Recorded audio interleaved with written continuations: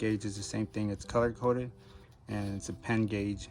It goes from either millimeters, if you like measuring millimeters, or 30 seconds.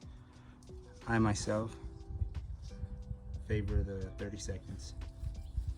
When you know your tires are in the 30 seconds, that's from 1 30-second, 2 30-seconds, and that goes into millimeters. So your 3 30-seconds comes to the other side, which is yellow. 30 seconds, 30 seconds, 30 seconds, and go back. So you're in the reds when it comes down to this one in 30 seconds.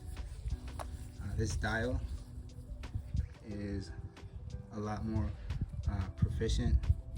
It completely zeroes out once it clocks to the bottom, and the stem is in the bottom here, so you can push your stem all the way down. It falls into the gap of your tires, and it tells you what 30 seconds you are.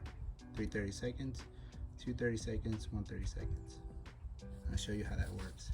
You get the tread of your tire and you put it right there, press it all the way down, and then measure. It's at 7, almost 6 30 seconds. Tires are still good. Same thing for the pen. Push the pen, you find a nice little groove there, like say here, and you press it down.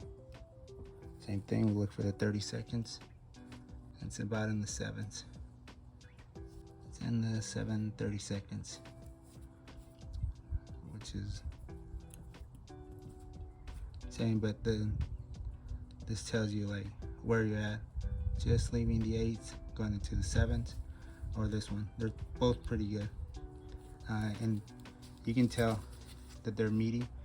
And most tires, they come with a wear indicator, like right there. And if I see that I'm pretty bold on the outside or the center portion of it, I can kind of gauge where my tires are. Just 2 ways to check it, and if you have these 2, then that'll help you out. It's a quick check you can do for your car. Really fast and easy.